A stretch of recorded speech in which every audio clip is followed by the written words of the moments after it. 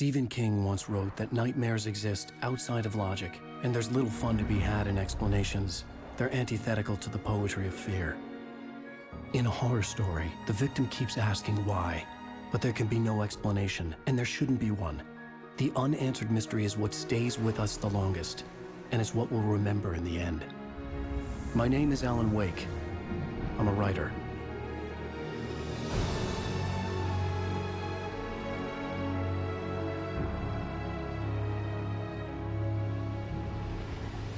I've always had a vivid imagination, but this dream unsettled me. It was wild and dark and weird, even by my standards. So yes, it began with a dream. Following a typical nightmare pattern, I was late, desperately trying to reach my destination, a lighthouse. For some urgent reason, I couldn't remember. I'd been driving too fast down a coastal road to get there.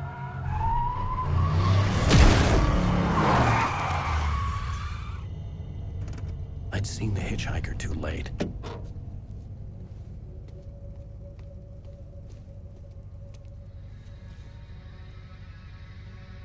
He was dead.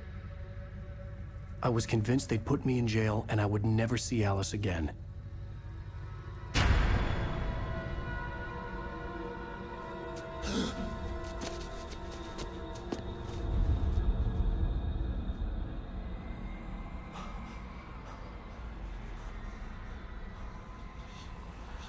Suddenly, his body was gone. I was in shock from the crash. I could hardly stay on my feet.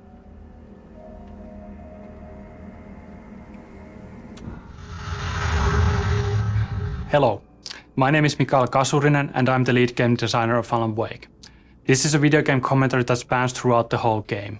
Commentators will appear like this on the screen every time there's something that we like to talk about. But be aware that this commentary is full of spoilers. If you haven't played the game yet and you want to experience this as it was meant to be played, stop now, go back to the option screen and turn off the commentary. You can always come back later. This commentary is location based, so every time you hear a commentary that you want to listen to, stop moving and don't try to advance to the next location. Feel free to look around, but moving forward in the level might actually override the existing commentary. The only way to replay a comment is to restart the last checkpoint. Now, enjoy the commentary and have fun. Hiya, my name is Tim Lundqvist. I'm one of the level designers of Alan Wake. Hello, my name is Tero Tosa. I'm a senior environment artist at Remedy. Hi, I'm Mikko Rautalahti and I'm a writer here at Remedy.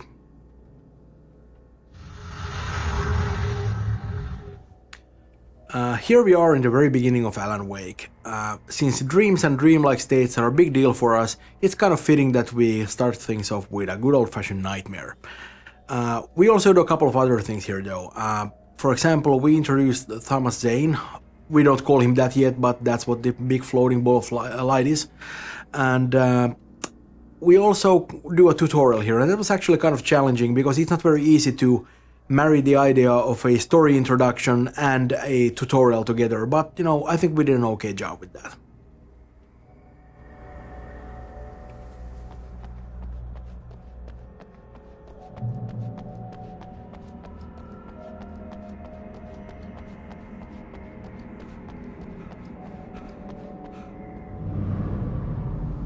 I had to go to the lighthouse. I knew there was something important waiting for me there.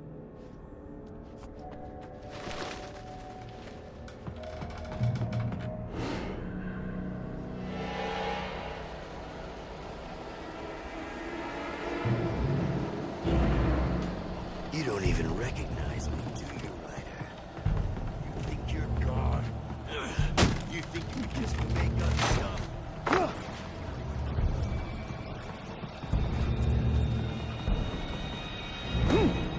You're in this story now, and I'll make you suffer.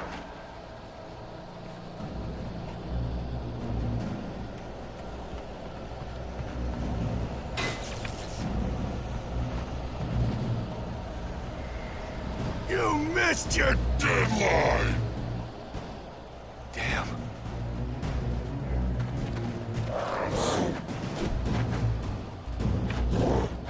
can't stop!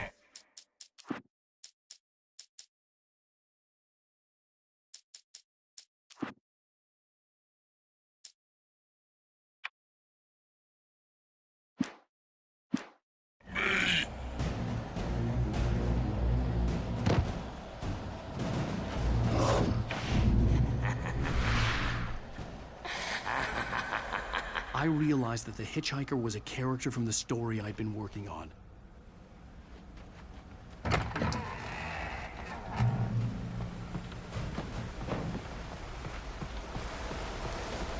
How does it feel to die by the hands of your own creation?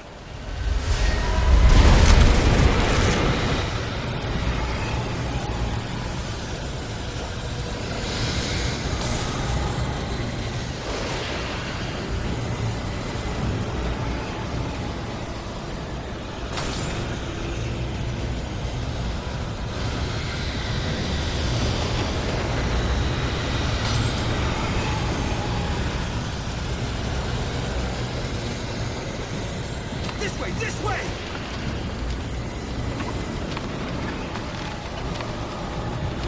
Hurry!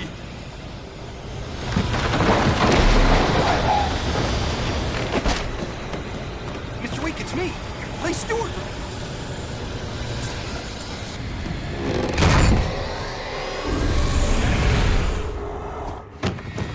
Oh no!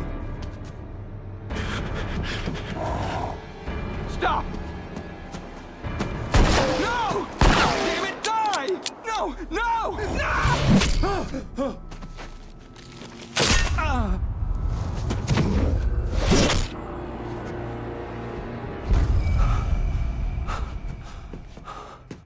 I was trapped. There was no way out.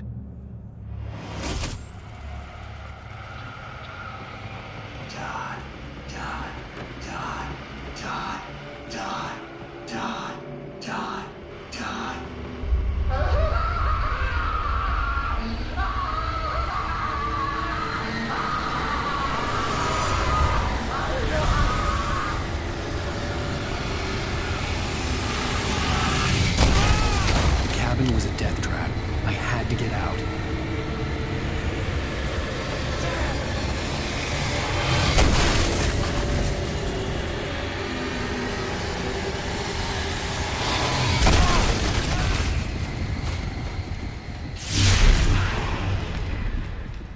Follow the light.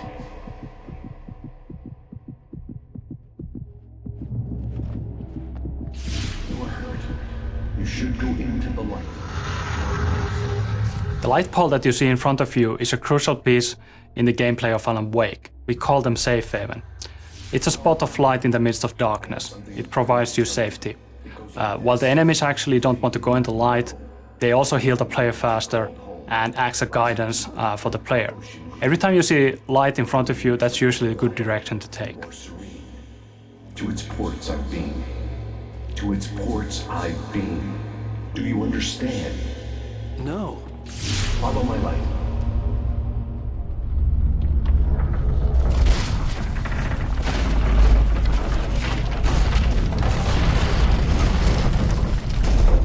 I entered your dream to teach you. The darkness is dangerous. It's sleeping now. When it feels you coming, it will wake up. There's no time. I can In this scene, the diver takes control over Wake's dream to teach him how to fight the forces of darkness. This way. There's no time. The basic concept is simple. You turn the light on top of Taken and you can see the darkness burning away. After that, you are able to defeat Taken with your revolver. This is a good opportunity to see how the light mechanics work. Turn the light on top of him and you can actually see a small halo forming around him. The halo gets smaller, the less darkness there's left. And you can clearly see a light effect when the shield is burned away. The combat mechanics were always designed around the idea that you face multiple enemies at once. In this tutorial you only get one enemy at a time, but in the field that comes after this, you get 2 or 3 enemies at the same time. Then you get the proper feel of how the combat works. Be careful on who you're concentrating on, because someone else might actually be flanking you and trying to hit you in the back. The hitchhiker has been taken over by the dark presence. You can't hurt him now. The darkness protects him from all harm. Only light can drive the darkness away and make him vulnerable again. Here, take the light. Turn the flashlight toward him and burn the darkness away.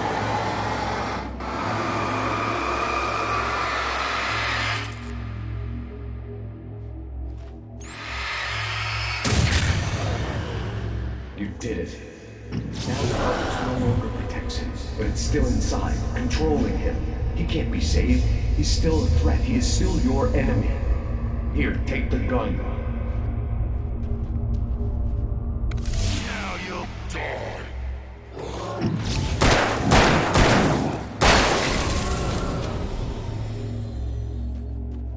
Good. You've done well. Remember what I've taught you. That is all. I will give you back your dream now. In the nightmare, a terrible darkness was taking over the world. The lighthouse was the last safe place on Earth.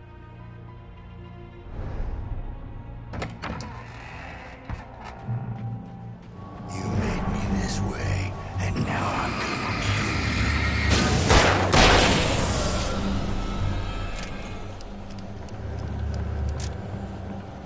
you.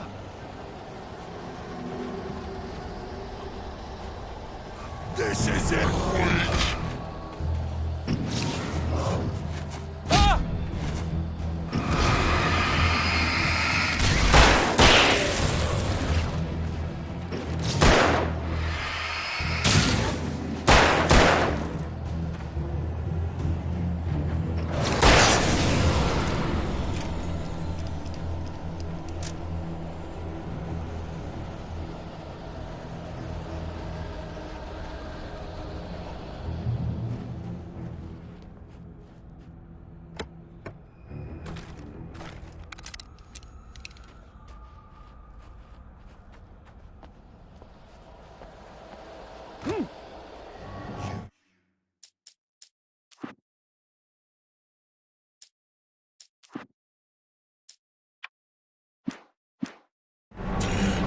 Just like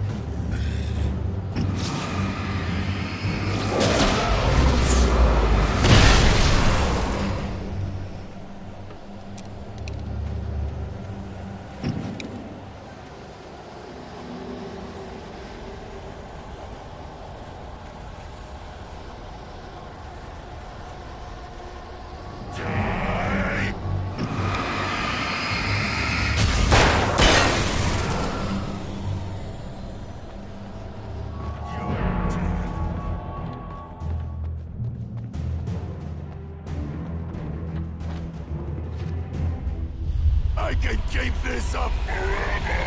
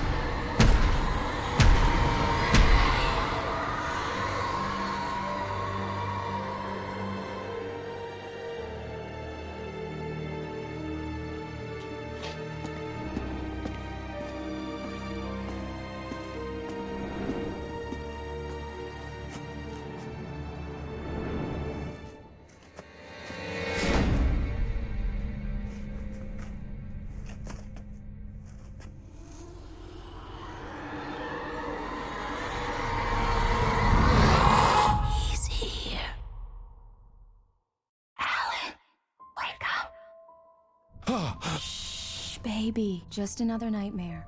Everything's fine. You dozed off. Right. Anything more than dozed off would be news for everyone.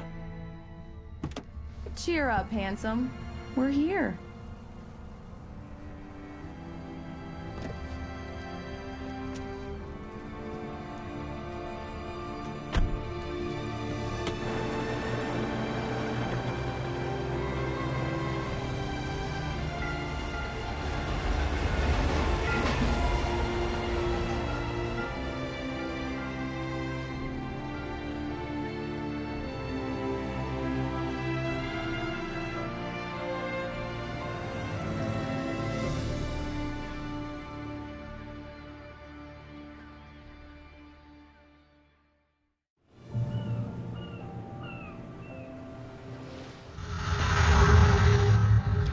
The events of the game take place in the Pacific Northwest region of the United States.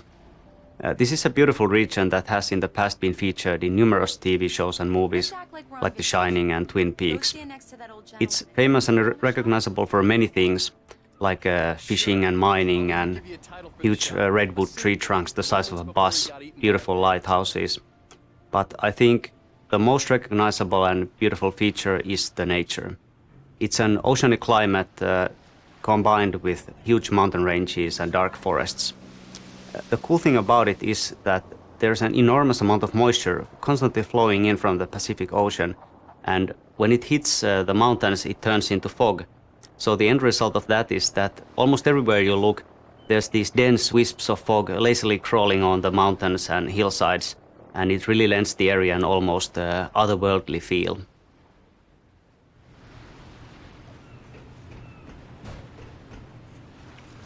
Hi. Hello there. You picked a good time to visit our town. Deerfest is just 2 weeks away. Deerfest, huh? Did you hear that, honey? You have a lovely wife, if you don't mind me saying. I'm Pat Maine, by the way. Nice to meet you. Yeah, I'm Alan Wake. I won't pretend I don't recognize a famous writer such as yourself, Mr. Wake. A pleasure. I'm an avid reader myself. I hope this isn't too presumptuous of me, but I'm the night host at the local radio station. Any chance I could get an interview? Look, Mr. Maine, I'm on vacation. In fact, I'd appreciate it if we could keep my being here just between the two of us. I'm sure you understand. Fair enough. You can trust me to be discreet. Not a hard man to track down if you change your mind, though. I hope you two have a lovely holiday.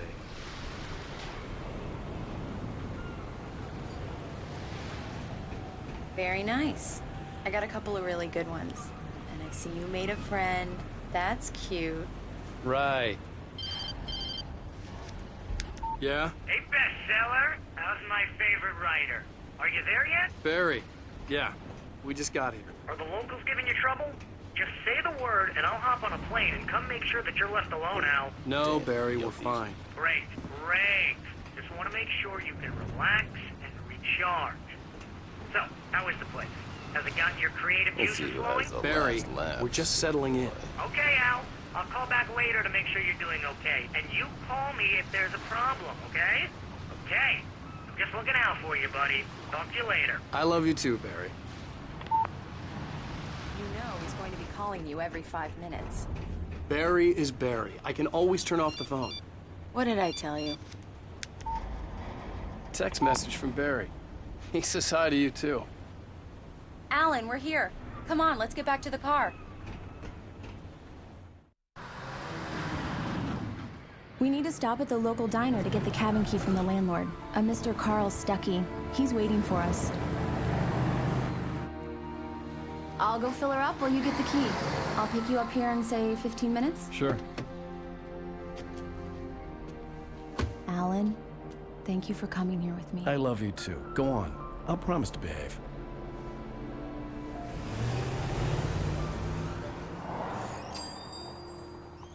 I'd forgotten there were still places like this. Towns where everybody knew everybody. Welcome to the Oh Dear Diner. Hi, I was wondering if you could help me. I'm looking for... Mr. Wake. Alan Wake. Oh, God! I am your biggest fan. I know people say that all the time, but I really am. I'm glad to hear that. Rose. Rose, I'm looking for Mr. Stuckey. Carl Stuckey? Carl? Oh, of course, Mr. Wake. He must have gone to visit the restroom. He'll be back in a moment. Diners are the very essence of traditional Americana and the hearts of small-town communities, such as Bright Falls. There being so many of them, and many of them looking very much like each other, source material for this location was always going to be plentiful. But even so, from the start, we had a certain one in mind. If you can remember a certain black tie-wearing, pie-munching FBI agent who likes a damn fine cup of coffee, you'll know the one I'm talking about. Bad circulation! Yeah! Are you serious? Coconut again? You disgust me. Call yourself a rocker. Unbelievable. It does that! Get stuck! Go in there. I didn't want to wait. I wanted to find Stucky, to get the key and get out as soon as possible. The waitress was giving me a headache. Hello? Mr. Stucky? Carl couldn't make it. Unfortunately, he was taken ill. But I have the key for you and instructions on how to get to the lake. Okay. I wish you a good stay in my cabin. I'll come by later to check how you've settled in. And to meet your wife. I insist. Thanks.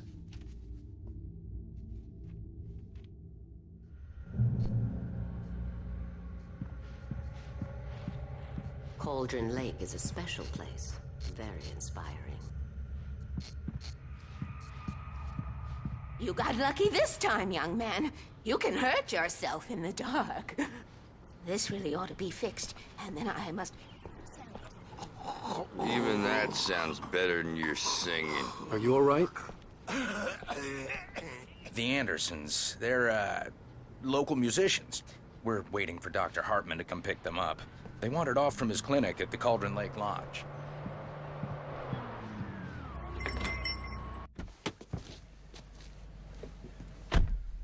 Mission accomplished. The key and the directions. My hero. I got some flashlights, just in case. Hey, wait! Mrs. Wake! Your keys!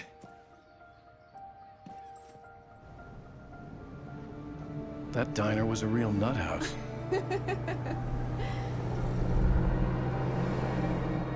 Can you believe this place? This would make a wonderful setting for a book. We're supposed to be on vacation, Alice. I'll figure it out when we get back home. Okay? Okay. We can talk about this later. Bad man here, I'm KBFF. I didn't want to talk about it. I wanted to bury my head in sand. Here's another one of my favorites to go with it. Once upon a time, I was a successful writer, but that was a long time ago. I hadn't been able to write a word in 2 years, not since my last book. And now the weather. It's gonna be a clear night, so you folks in the big city might want to look up every once in a while, see those stars winking down at you. It gets pretty dark out here, but they'll light your way.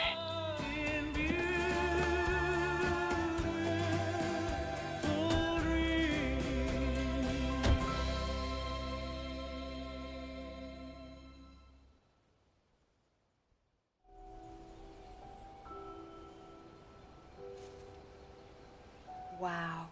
It's gorgeous, Alan. It's something, all right. Don't worry, honey. I'll get you inside safe and sound. Bird Lake Cabin is an idyllic, a little run-down but nevertheless beautiful cabin nestled in a small island on the Cauldron Lake. But not all about it is as it seems.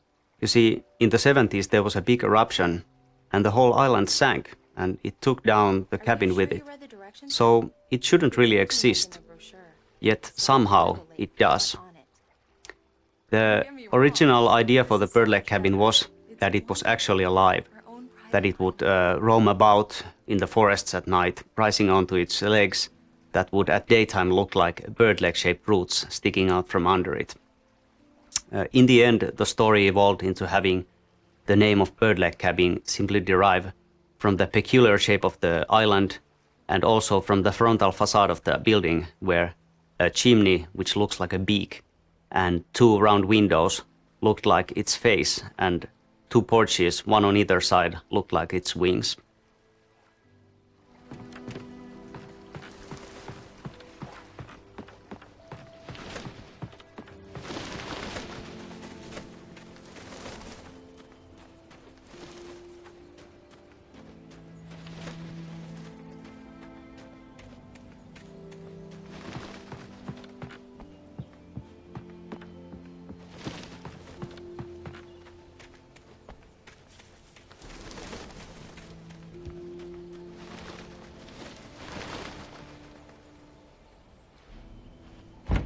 An old generator had been connected to the power cable.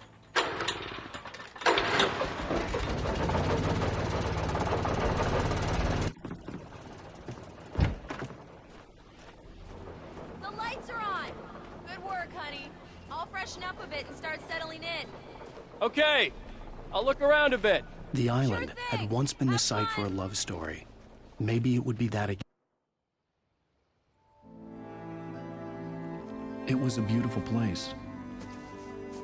I told myself I could rest here, sleep here, and forget about my work.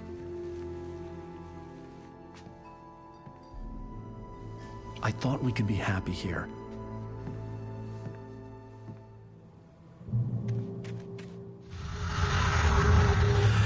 We spend a lot of time talking about Alice in the game, but we don't actually see all that much of her because she disappears.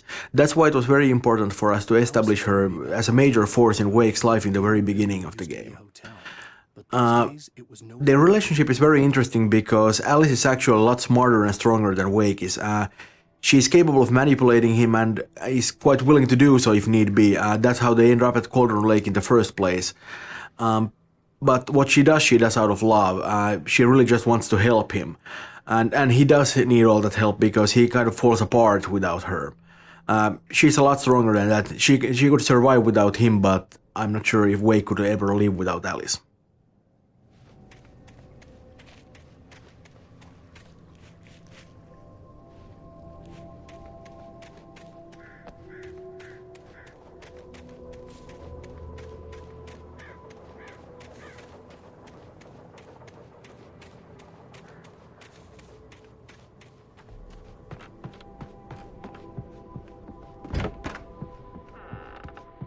Alice? Honey? Alan, I'm upstairs. I have a surprise for you. Well, hello there. I'm not the surprise. It's in the study. Go take a look. Okay.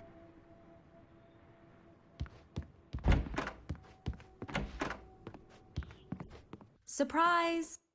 Alice? What is this? I guess I have a small confession to make. I thought maybe you could write here that a change of scenery would get you past... Damn it, Alice, everyone keeps... Hey, just hear me out. There's a local doctor, Dr. Hartman. I read a book of his. He has a private clinic here.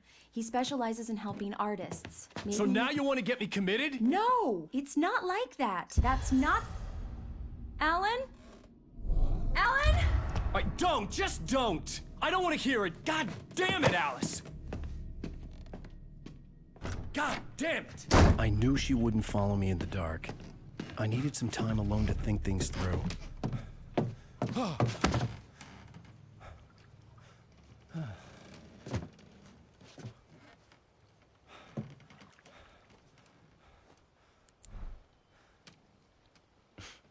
Damn it.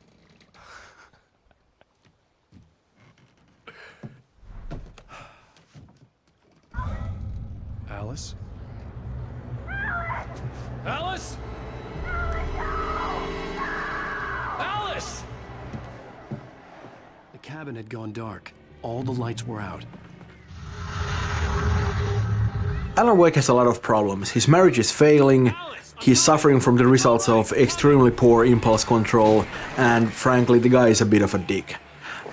He's not a bad writer, he's definitely a decent one, and obviously he's been very successful, but you know, it's probably not a coincidence that the moment he sets out to write this really good novel, he's not actually capable of even starting it. He's been disintegrating for a good while now, you know, too many parties, too much self-pity.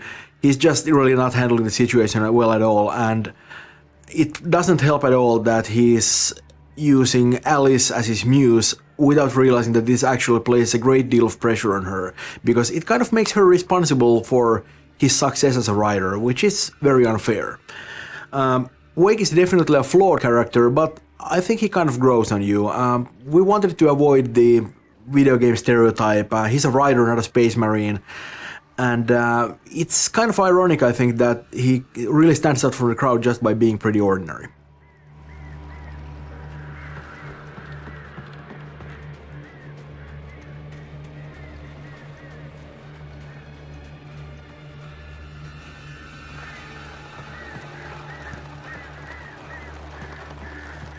Alice?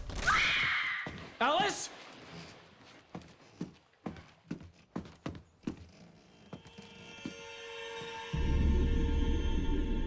Oh no!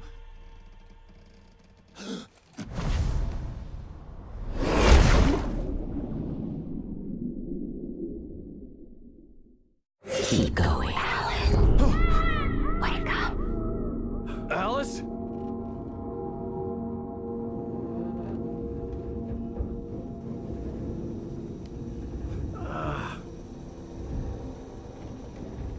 Waking up in the crashed car felt like I had woken from one nightmare and entered another. I couldn't remember how I got there. All I knew was that something terrible had happened to Alice. The phone was dead. I'd have to find help on foot.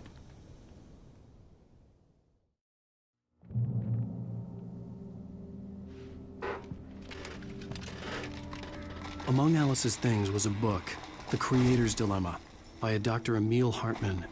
Seeing the book brought back my fight with Alice. I didn't like it, and I didn't like the guy's smug face on the cover either. Designing the environments, we are making full use of the diversity of nature in Pacific Northwest region. In this episode, we find Alan Wake crashed in a car, unable to climb back to the road, and facing a long hike through the forest to reach a distant gas station where he hopes to find help. The area is a rocky, forested valley. He has to go through a logging site and also a marshland that follows the bottom of the valley and a river crossing. In the end, there is a vintage old gas station to explore, so really it's a visually very interesting location.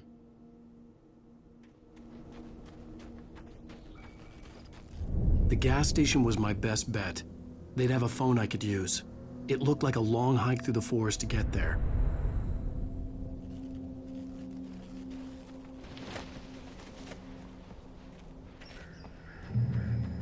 Damn.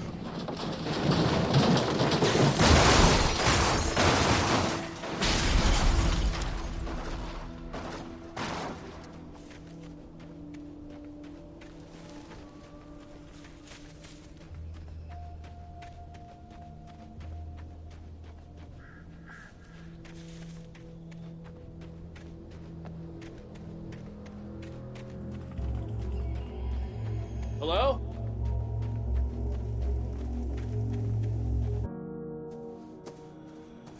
Hello? Is someone there?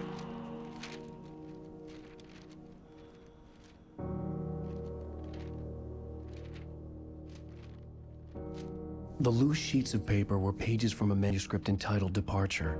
That was the name I planned to use for the next novel I had never gotten started. I was named the author. I hadn't written it. I couldn't remember writing it. In the scene on the page, the hero was attacked by an axe murderer in the woods at night.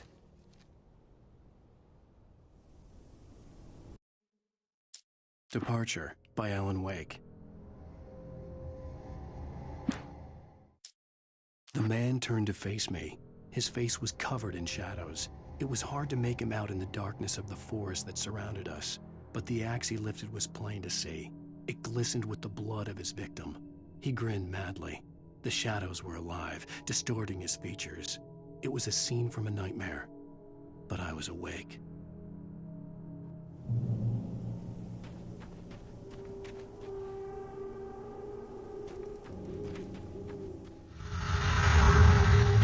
Well, as you can see, Wake has just found his first manuscript pages. They just sort of floated down from an unearthly light. And the manuscript is really one of our main storytelling tools in the whole thing, and one of our most important concepts in the entire game. And that stuff was actually really difficult to write because, you know, you don't have a lot of space there. You have a couple of paragraphs, and you kind of need to be able to tell a little story there. Yeah, and I also think that the manuscript pages are a big part of the whole Alan Wake experience. While it also tells lots about the world itself, it also gives you a really deep history of different characters in the game. Yeah, and it feels kind of natural too, because you know, we sort of made the pages a part of the whole thing. They're not just sort of, you know, random things in the, you know, sort of, you know, on the sideline, but they're actually something that's really a part of the plot because they really are the plot. Exactly, and I especially like the idea how certain pages actually predict some events that are going to occur in the future. Yeah, we do a lot of foreshadowing there, but it's not, you know, we don't really do the kind of a thing where we sort of hint at something. We actually come right out and flat out, say it, because that's sort of, we want to prove the player that, what's written on the pages actually literally happens in the game. Yeah, it's really cool when that happens. If somebody actually reads the page and sees how the stuff unfolds in front of him while he plays it, I think that would be really cool for somebody. And it's so bad that I've actually read all the pages, I don't get that experience, but I would think that it's really cool when you actually experience it. And I know a lot of players are probably just going to run through and just sort of skip the pages, and that's fine, you can do that, you can play a cool action game like that, but there's actually a lot more to the game than just the shooting. Yeah, exactly.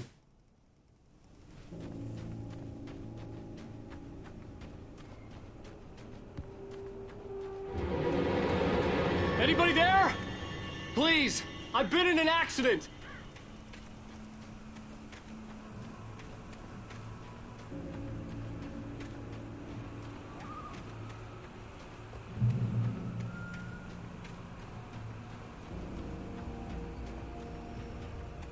The lights up ahead were a good sign. Maybe I wouldn't have to hike all the way down to the gas station to find a phone.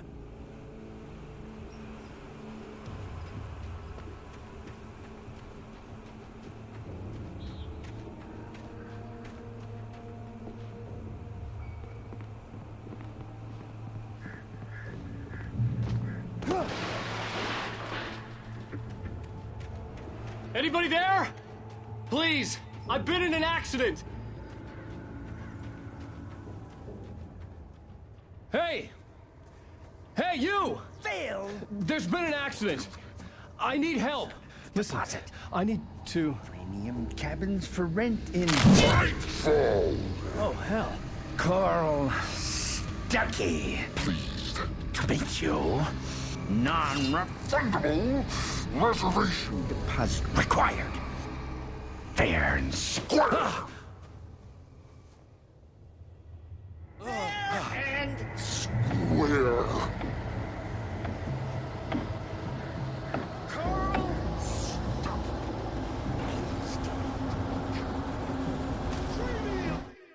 The Taken stood before me. It was impossible to focus on it, as if it stood in a blind spot caused by a brain tumor and eye disease.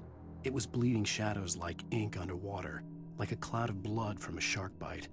I was terrified. I squeezed the flashlight like my life depended on it, willing it to stop coming any closer. Suddenly something gave, and the light seemed to shine brighter.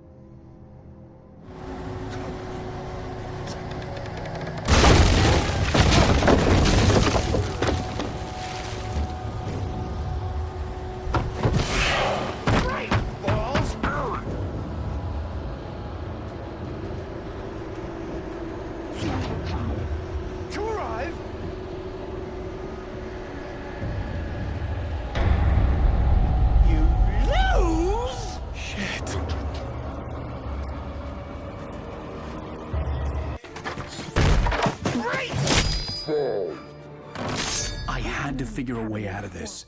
Any second now, and Stuckey would be knocking on the door with his axe like Nicholson in The Shining.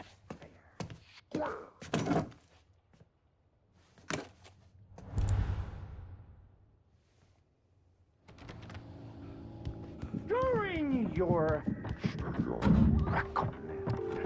trying. Yes. Bright Falls Sheriff Station. Only Hello? Hello? Roman! Let you. This is bad.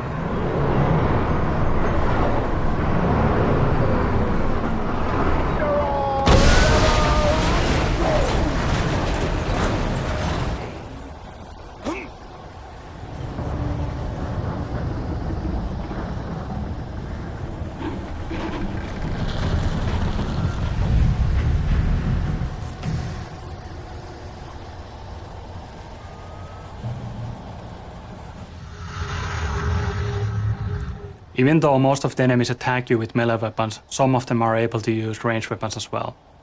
I think it's way cooler when somebody's throwing stuff at you instead of shooting. Or maybe I just got tired of that in our previous games.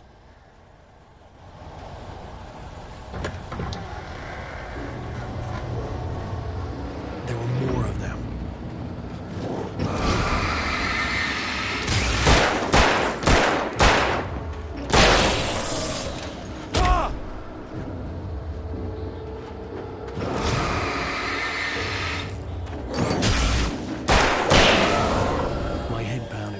concussion. I'd never fired a gun outside a shooting range, and now I just killed someone. Or something. There were no bodies. They just disappeared. If I was dreaming, it felt real enough to make me sick. Eerie hand-painted graffiti was revealed by my flashlight. Someone had hidden a chest of supplies near it.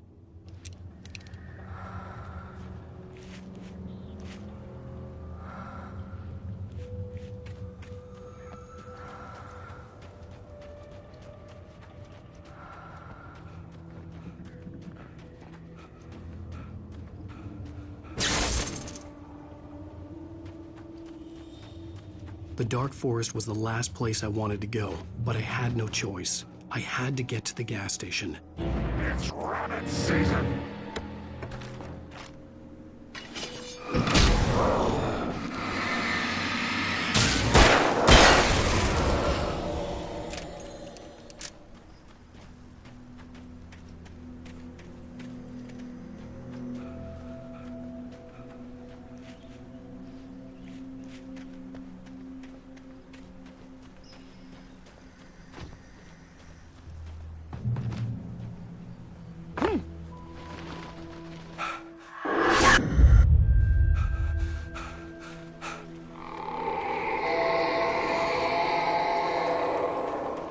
What the hell was that?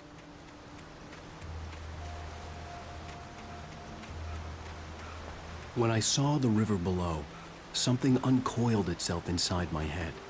I realized that I'd have to find a way across. I didn't even... Wake's newfound fear of water is a result of his plunge into Cauldron Lake. Of course, at this point in the story, he doesn't know what happened to him, he doesn't remember any of it, but on some subconscious level, he knows that he's been violated, and he associates that with the water.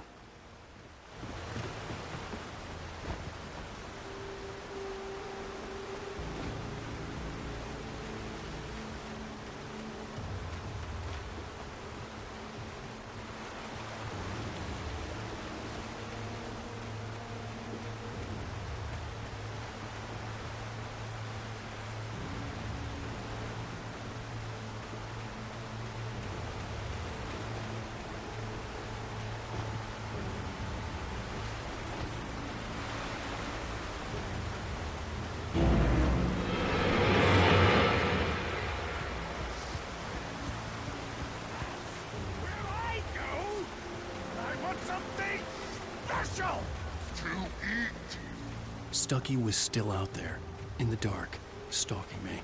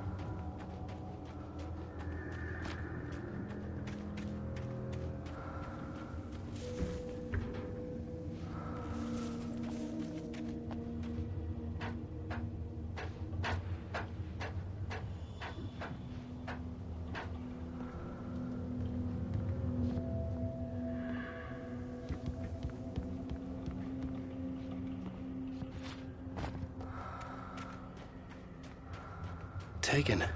They're taken.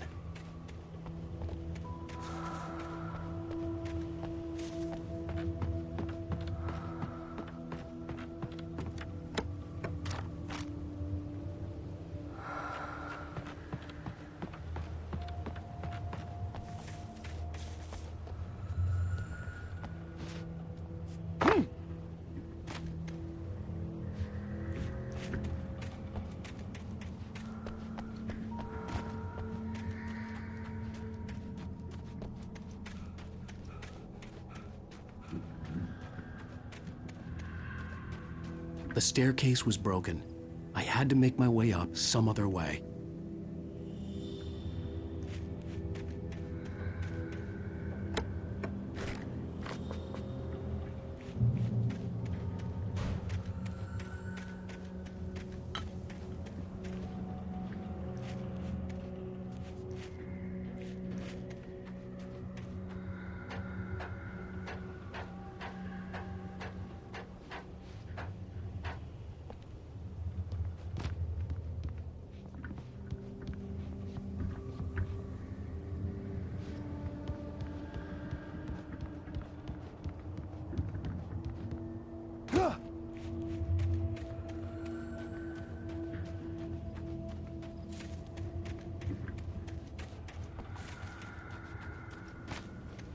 With all this forestry equipment around, there had to be something I could use to reach the top.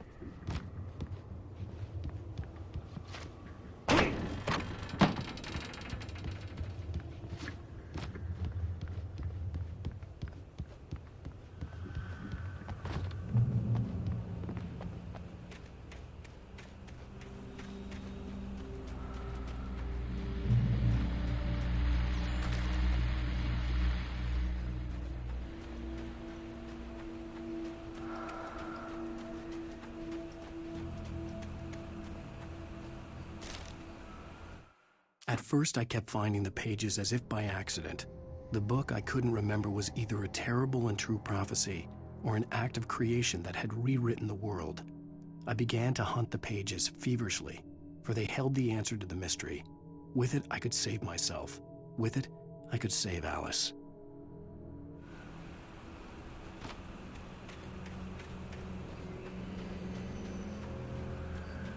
The gas station was closer now.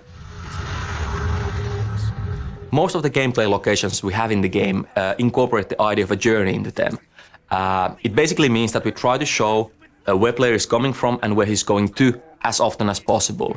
In the beginning of episode 1, this meant that we showed the lighthouse whenever possible, and of course now we use the gas station in similar role.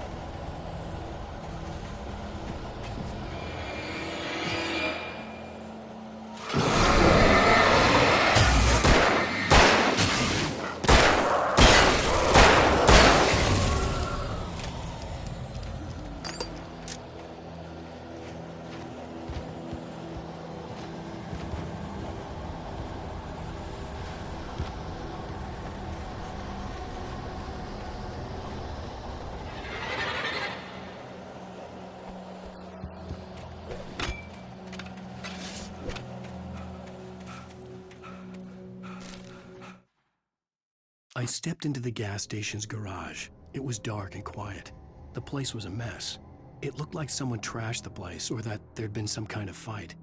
Light spilled into the room through an open door at the back, and I made my way toward it. Without any warning, I was blinded by a bright light. An old portable TV on the shelf had come alive by itself. Impossibly, I could see myself on the screen, talking like a madman.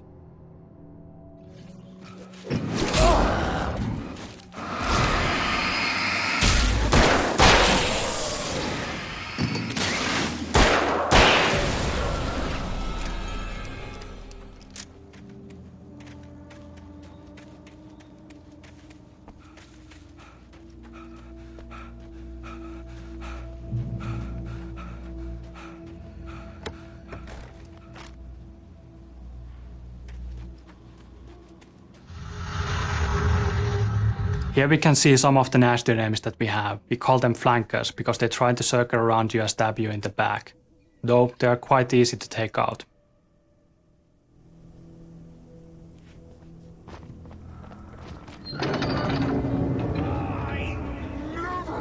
Touch salad, though. A man like me needs a hefty meal. That's for the day.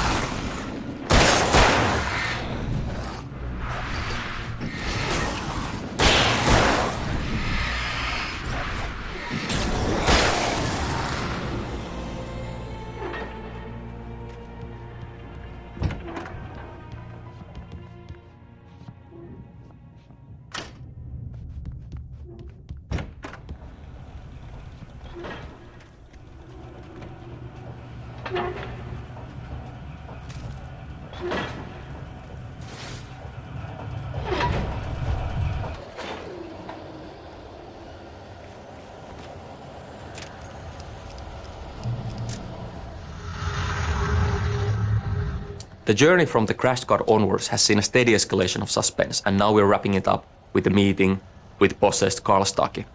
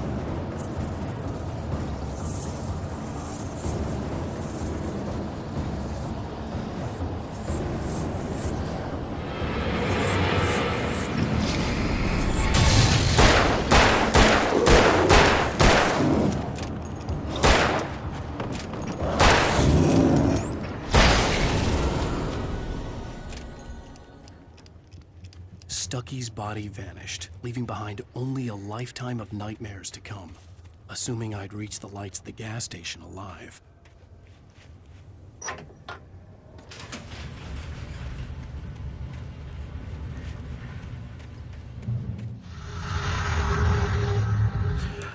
You're about to find the first TV at the gas station where we see Alan Wake raving like a lunatic. Cynthia Weaver actually talks about a similar thing later on in the game when she mentions that Thomas Zane has been talking to her from beyond and from television, and it's kind of a similar thing. Wake isn't aware of how it's happening, but that's what it is.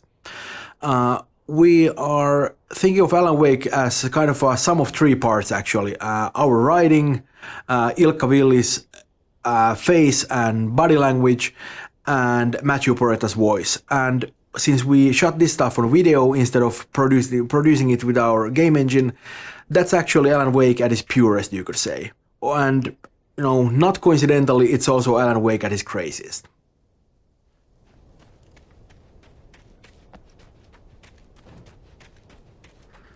I recognized the parade float I had seen in Bright Falls when I first arrived with Alice.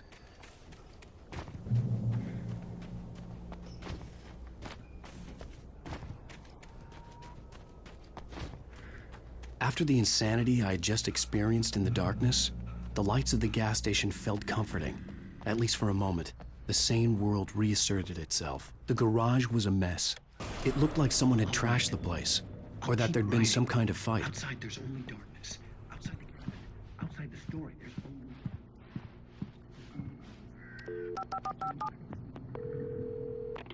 Bright Falls Sheriff Station.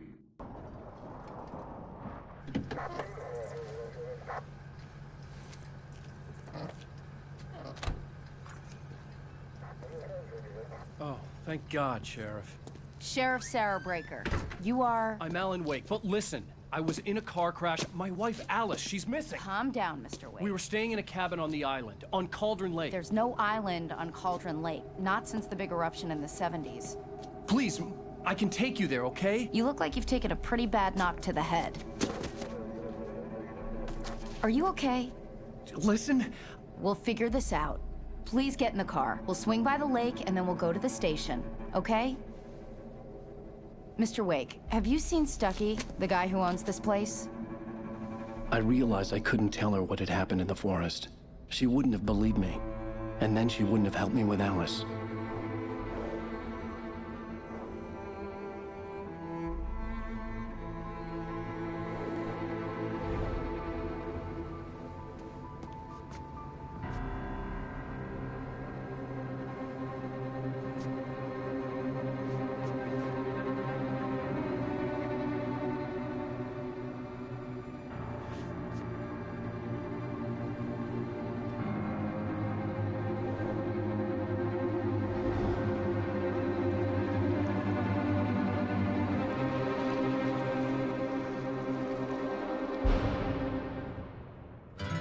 A candy-colored clown they call the Sandman tiptoes to my room every night, and just to sprinkle stardust and to whisper, go to sleep, everything